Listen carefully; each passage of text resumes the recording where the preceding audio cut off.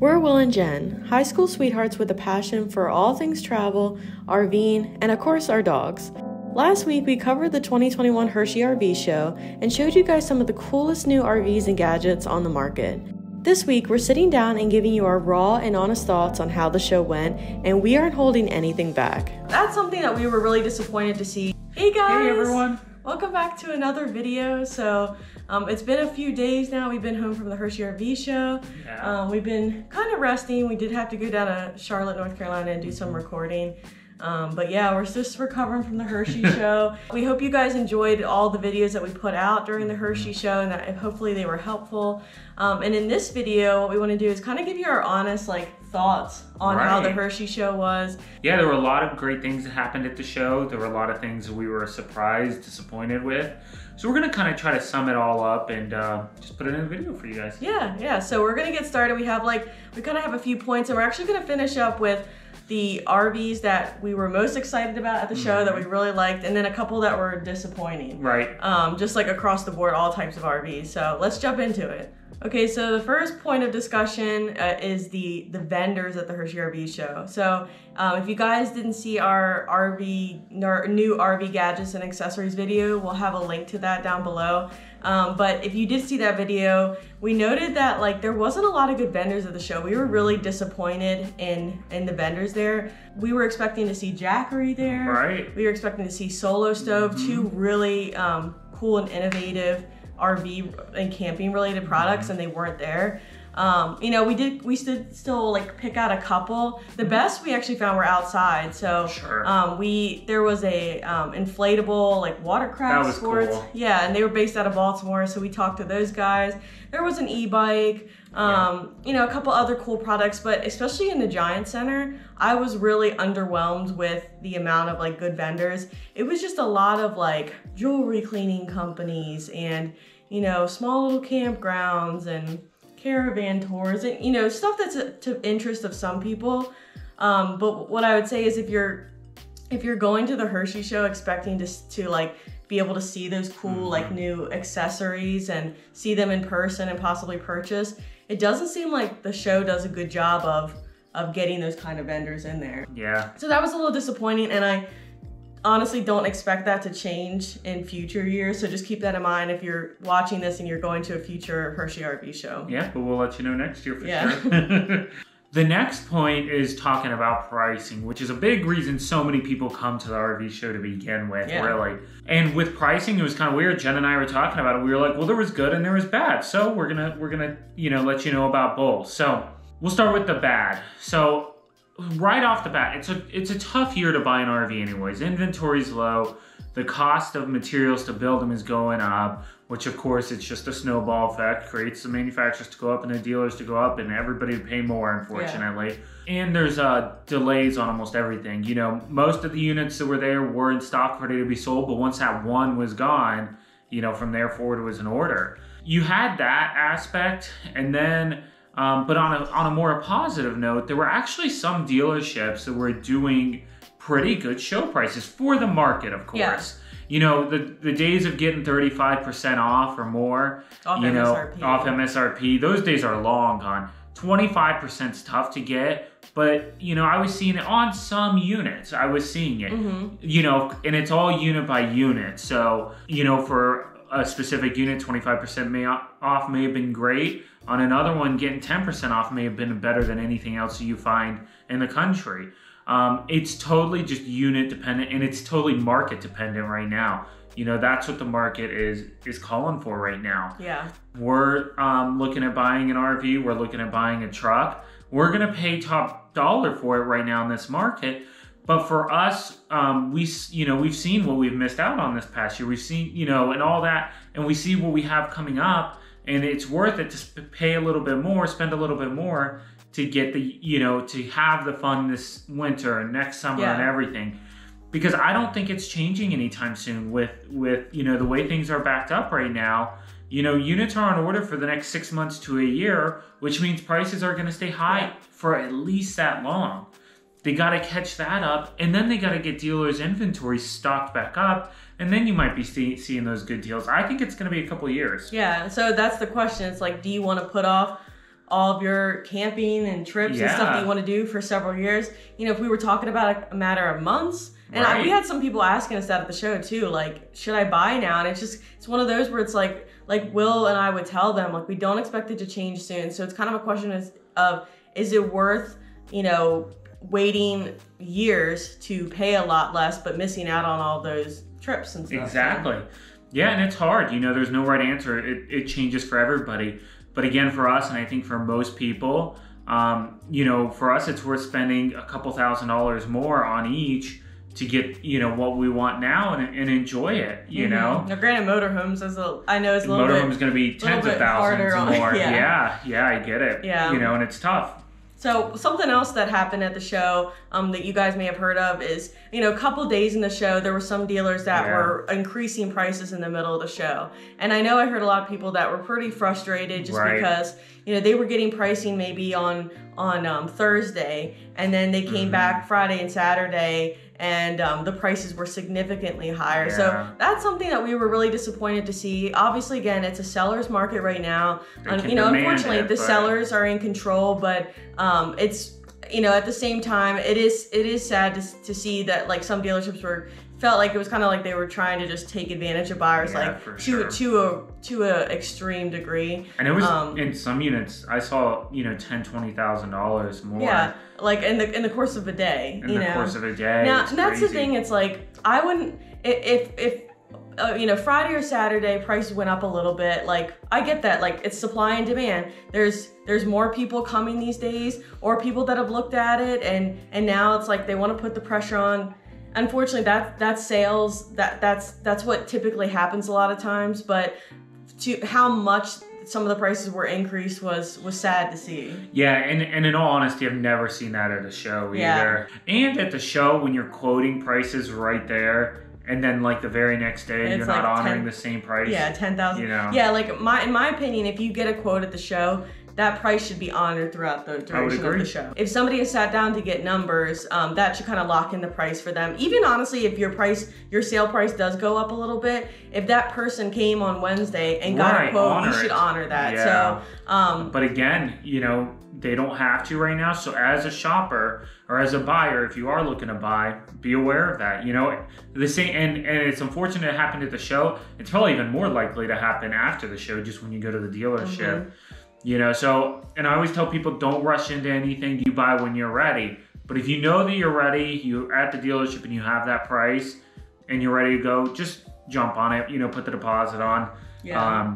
You know, don't wait around thinking this is going to drop or the prices are, you know, just that's not the economy that we're in right now. Yeah. So the market. Yeah. And that's why if you saw our do's and don'ts video, that's why we encourage people, like, don't be afraid to negotiate, because the dealerships don't care about trying to get the most possible when they're selling it to you. So you should not hold back to try to, you know, get the best price that you can now and in the future when it is a buyer's market again. Absolutely. So. All right. So something else that we noticed at the show was just a kind of a lack of new RVs, a lot of exciting stuff. So if you haven't seen on Matt's RV Reviews and Matt's RV Reviews Towables, Will and Matt were going and trying to cover a lot of the new and exciting stuff out for 2022, and it was a little hard, you know, in some of the categories to get those videos, because it was kind of grasping for straws on, like, what's new, you know, like something has a new paint job and there's not a lot of new models, there's not a lot of new floor plans, and I do think that a part of it is the market right now. So you know, I think manufacturers are just trying to keep up with the fact that their supply is so small and they have all this demand. So the priority this year has not been making a lot of new things. Now, granted, we are going to get into, there were some cool things that we saw there. But just not like past years. And when Matt and I first started it, we were just going to do what's new. And then we got there and we were like, oh, this will be a 3-minute video. Right. So we kind of changed it to what's new and cool. And especially we noticed, I think, was mostly with travel trailers and Class A's, I think was... Yeah, not a lot of new stuff. There was some new fifth wheels and stuff, but... Yeah, and like teardrops and truck campers, it wasn't a lot. So, again, at the end of this video, we're going to kind of tell you what RVs we really liked and ones that we were disappointed with. So a lot of those were newer things that we saw for the first time. So something else we noticed, along with there just not being a lot of new RVs there, is just a complete lack of brands that people were expecting to see. Right. So Airstream wasn't there. What was the other one? Leisure wasn't there, and it was just sad because like we had people who told us they flew from California to see it, and we know there's a 2-year wait on, you know, 1.5 to 2-year wait on some of these units, but at the same time, people just want to see them. They're okay with the wait. They just want to get eyes on it first. And rather than trying to get some to dealerships and then the customers finding the one dealership, everybody expected Airstream and Leisure to be there to have, you know, 4, 5, 10 units on display. And then so many people can look at it. Yeah. You know, everybody's expecting it. You know, it was just kind of sad. And you know, on top of that, Camping World wasn't in. And, you know, again, Camping World kind of has their own philosophy, but on the shows, and I guess they're kind of changing a little bit, but they, it just hurts so many more people than just Camping World. It's the biggest show in the country. And not only are the salesmen losing, but the factory reps are losing as well. The manufacturers are losing. And, you know, for whatever reason Camping World has, I know that the show this year had record numbers. And, you know, the fifth wheel we have is a Cougar, and they weren't there. Yeah, you know? I just realized that this morning. I never saw any Cougars there. So, yeah, it's just, like he said, it's disappointing for those manufacturers and brands, disappointing for all the salesmen that didn't get to work. Right. All right, so something else we learned this year, just from being at the show every single day, seeing when the crowds picked up. So in our do's and don'ts videos for the Hershey show, we told people, like, if you're serious about, you know, buying at the show and getting to look at stuff, like, you need to get there early. And where I do think it still is an option, like, to get there, you know, if the show opens at 9, if you're in the parking lot and like waiting by 8, yeah, you're gonna get in fast, but also like the crowds aren't far behind you. Like people notice to like kind of get there earlier in the morning, and like the line starts building up. So you, even if you're like front of the line per se, you won't have long before lots of crowds. Yeah, lots of crowds are in there. It makes it harder to get in things.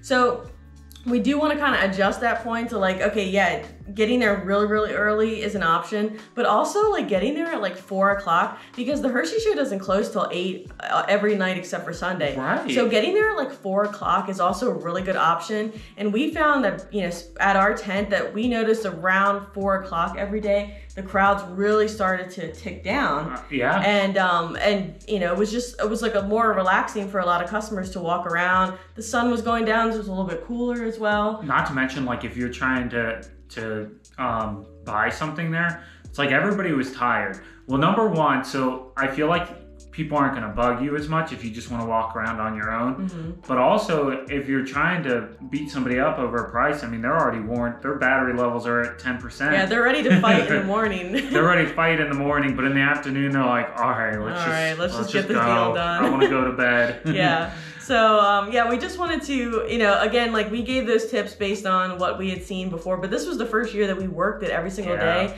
So we really got insight into the best times to go. Now, also, so that we talked about the best times a day to go, but also which days to go. So Wednesday, the show's Wednesday through Sunday. And we expected the weekend to be very, very busy compared to the weekdays. What we found is that the weekday, Wednesday, Thursday, and Friday were still significantly busy. Saturday was probably a little bit busier. Not a huge difference there. No. And then Sunday really slowed down. So it seemed like what it was is like Wednesday through Friday, you had a lot more retirees and people who, you know, can get off work. Yeah. And then on Saturday, you had a lot of, you know, families that were coming because they were off on the weekend. And Sunday, I think people are starting to head home, so it's not as crazy. And also too, one thing to consider, and I do think we talked about this in our do's and don'ts video, but like the later you go, any year, the later day you go, the less likely you are to be able to get a show unit. Absolutely. This year was almost impossible to get a show unit unless you came day 1 or day 2. So it was like Black Friday outside of Best Buy actually on the first day. I don't know if you heard that. No. So, and it was just with one person, but there was a guy who slept in his car overnight in the parking lot because he wanted a Winnebago Echo. Winnebago Echoes are very backed up right now, but the ones at the show were in stock. See, he slept in his car in the parking lot overnight, was first in line, came running over and said, I want that one right there. That's some dedication. And again, this year, you probably weren't getting to negotiate on price too much because it's just like, I want this, and they know that there's a lot of demand for it, people coming in. And so, so that's something to consider. This year was an extreme version, but just in general, if you are hoping to get a show unit, you should try to shoot for Wednesday and Thursday. By the weekend, it's going to be very tough to get a show unit, and you're likely going to be having to order. Okay, the next topic is security there. So security was a lot more than I was expecting, and we were kind of joking that it was like TSA at the airport. It was a little bit frustrating, I guess, for us, but I think overall, the concept and everything was good. So you did have to do bag check, and you had to go through metal detectors, and I think that slowed the line down a bit. And I'm not sure what their policy is with safety and everything, but obviously they're pretty strict with it. Yeah. For us, it was a little bit frustrating because we would go back and forth from the tent. We'd need supplies out of the truck or more stickers or go pick somebody up and all that. And each and every time we went through, we had to stop the golf cart, get in line for security, get our bags checked, empty all of our pockets, and get through the metal detector. Right. And it's just like we're going back and forth day after day. Yeah. And so, we're not complaining about security. Obviously, it's just a reality in our society today, and it's expected at large events. But we just want to let you guys know for future Hershey RV shows. I'm guessing that they're going to be probably carrying that through to the future shows.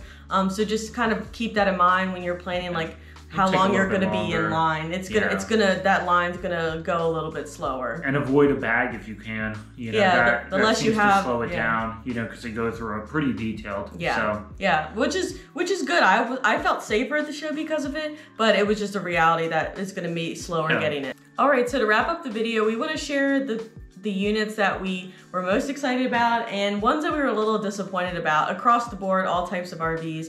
So we're going to start with some of the ones that we were a little disappointed about. We didn't have a lot for this category, honestly. We had to really think back on the units that we went into. It's pretty hard though. There's definitely much more ones that we were excited about, so we're just going to touch on the ones we weren't as crazy about. Yeah. So first up is the all-new Tiffin Cahaba. It's Tiffin's first Class B, and just in general, it wasn't a bad unit per se. I think it was more, I went in with a certain expectation level because it's Tiffin. It's their first ever Class B.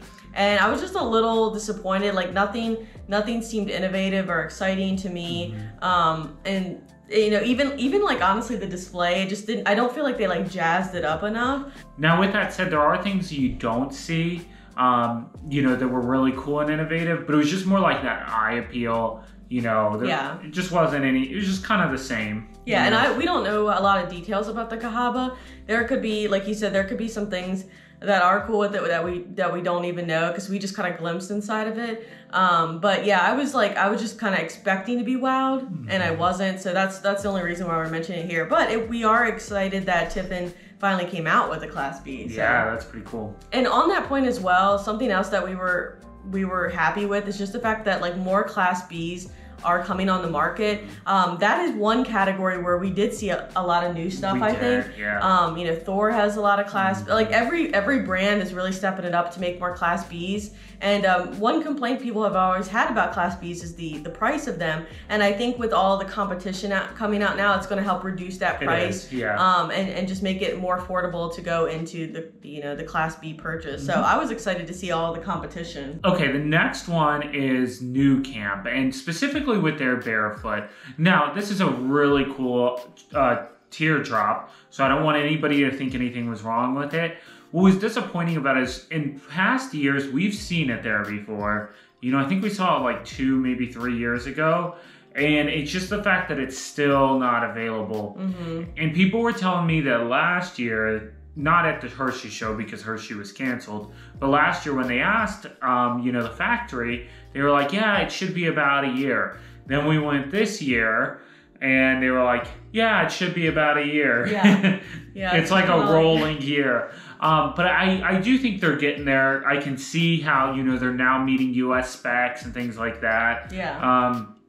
So, you know, hopefully by next year at the Hershey Show, you really can get one. Yeah. And, you know, they're available. It was just a little disappointing that it's still after 2, maybe 3 years, you know, they're still working through kinks. Yeah, the poor people that are like waiting, right? Because they want a barefoot and they're like not buying an RV. They're like, please just release this. Yeah. So I mean, it was really cool inside. It's definitely like not something we would purchase because it's so small. But if you like teardrops, it's definitely cool and it has that retro vibe. So hopefully they hopefully within the next year they'll actually release it for purchase or orders or something. So the last thing that we were a little disappointed about was the Lance travel trailers. So this was was it your first time seeing Lance travel trailers? It might have been. It was definitely my first time seeing them.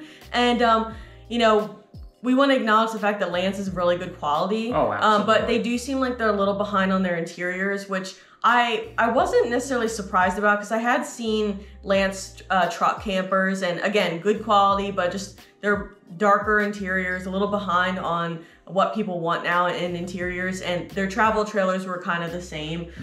So it's definitely a good build. If you're someone who like you don't really care about having that light and bright feel and you really just want like good quality, I think they're a great option. But just I was amazed at how many manufacturers and brands are on the new like interior style with like light and bright. It used to be, you know, it was so hard to get that. Right. And now it seems like a lot of them are doing good at stepping up and like progressing with that. And so then when I walked into Lance, it just felt like I went back in time like 3 years with the interiors. So again, not a knock to the quality or anything. And as you can probably see, it was hard for us to really like point out units that we were genuinely like disappointed with. Right. So those were the 3, but we have a lot more that we were excited about. Yeah, so we'll start into what we were really excited to see.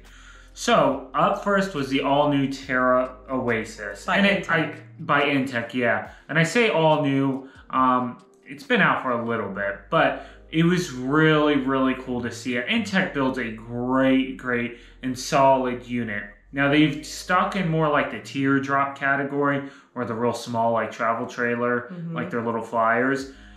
And I didn't see the Terra Oasis coming until, you know, they kind of announced it. I didn't think they'd ever come out with something that big, but it's cool. The quality is there. It's very nice on the inside. It's innovative.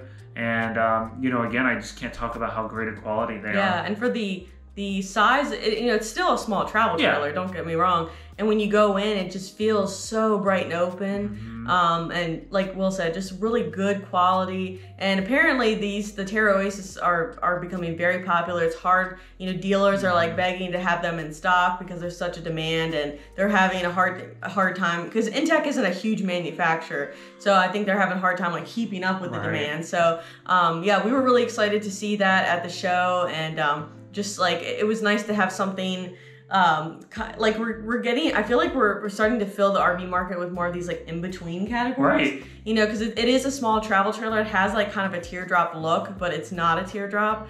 So I'm liking just like the variety of stuff we're getting in the RV market.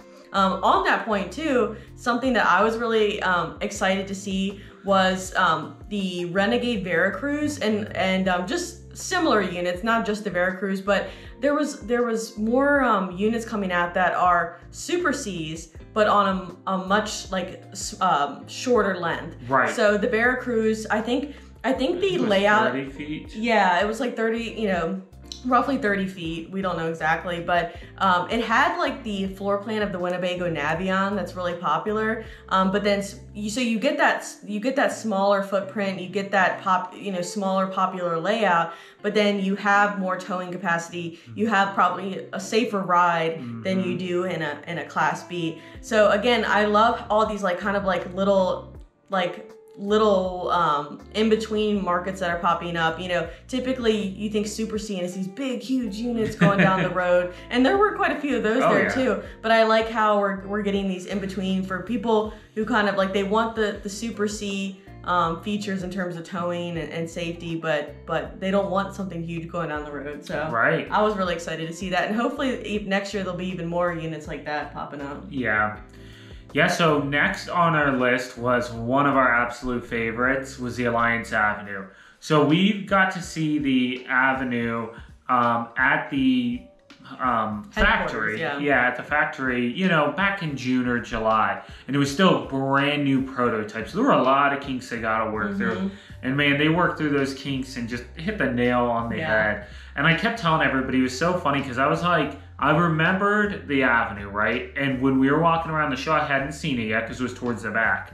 And I'm going and checking out everything else, right? And I'm like, oh, maybe the Avenue is just kind of comparable to everything. You know, it's all the same now.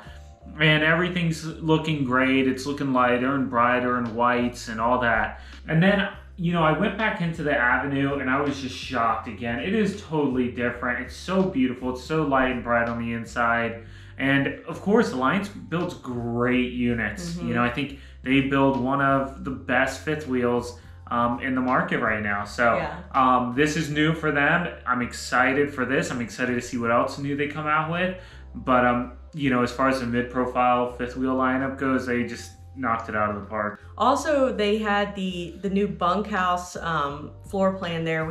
That was the first time we were seeing that. Right. And I love what they're doing with that because they have larger bunks back there. So if you're traveling with adults, not just kids, and they need like a bigger bed to sleep. Right. And it had a half bath back there. It did, yeah. So they had 3 floor plans there, 2 rear livings, and then 1 bunkhouse. So, and I was a fan of all of them. Yeah, and I think they'll probably come out with some other new floor plans in the Avenue lineup. Yeah. So, but yeah, you know, just their base for all the Avenues, no matter what floor plan fits best for you, they're just built really well. Yeah. And then the last thing that we were really excited to see is kind of 2 products, but just in general, Winnebago, so I'll admit, we've never been like the hugest fans of Winnebago, just because they tend to be a little overpriced. You're kind of paying for the name. It's a long-standing name in the RV industry. But I will give it to Winnebago. They were one of the most innovative displays that I saw at the show. Some of the stuff I saw there is what I was craving from the other manufacturers that was just lacking this year. And the 2 products that were most exciting to see was the Winnebago Echo, which the Winnebago Echo has been out for a little while, but they had the prototype there for one with the pop top. And so that's something that's like really new to the US market. I've seen units like this over videos of them at like European shows. But for smaller units like Bs and B pluses, to have that popped up really expands on the interior space. And so I'll have the links to all the videos we did at the Hershey show, but we went inside the Winnebago Echo with Becky B and took a look at it. It's really, really neat. So I was excited to see that. And then the other one was the Winnebago Journey, which is their new diesel pusher? Yeah. Okay, so, and it was really, really cool. It was. I mean, it was badass looking, guys. Like, just like the color scheme and just like the exterior really like caught my eye, and then the interior. So I think there were 2 at the show. I only got to go in 1. I think you went in both with Matt. I can't remember. I think you went in both with Matt. And they had different interior styles. The one I went in, it had almost more of like a high-end log cabin feel. Right. And so like Winnebago really, in my opinion, was being innovative with the interiors. And the layout of that Journey was just really, really interesting and unique. And so yeah, I think Winnebago really won the show in terms of innovation this year. When a lot of brands weren't doing a lot of like new stuff. Right. So we were really excited to see that. Now, again, Winnebago is typically going to be a little bit pricier. Yeah. But yeah, they were stepping up their game this year. Yeah, and they are. From what I heard, they're coming out with a new motorhome that's like handicap accessible. They didn't even really have that there. I did hear about that. Yeah. But you know, even without that there, you know, they still had great new products. Yeah, so. And Winnebago, I do think has the coolest looking just display at the show. Yeah. So typically most of the displays are like rows of RVs. And they kind of, you almost feel like you're in a maze when you get in there, because it's like all the RVs are oriented different ways. It's almost like you get lost in there and it's hard to get out. And I wonder if that's the strategy to keep people in there. And they have the green turf, so you kind of feel like you're at a campsite. So yeah, it was like a breath of fresh air walking into their display. It was, yeah. So. Well, guys, that wraps up our honest review of the Hershey RV Show.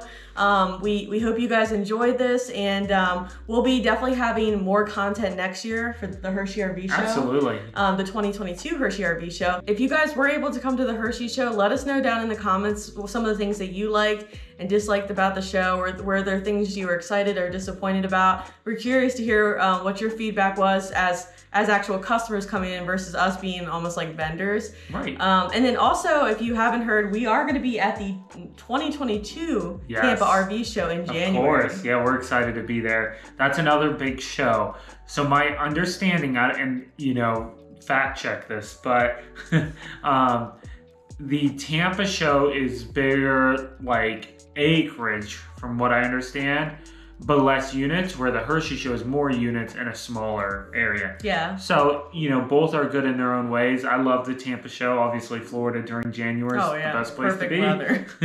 Yeah, we were there last year, and so we'll be there again this year. So we're very excited. Hopefully, if you weren't able to go to the Hershey show, you can come down to the Tampa show. We're just like at the Hershey show. We're we'll have a tent. We're excited to meet everyone. So we don't exactly know where we'll be yet, but we'll let you guys know as that gets closer. So again, thank you so much. If you enjoyed this video, please like and subscribe. It really helps us out. And we will be back next Sunday with back to our vlog schedule.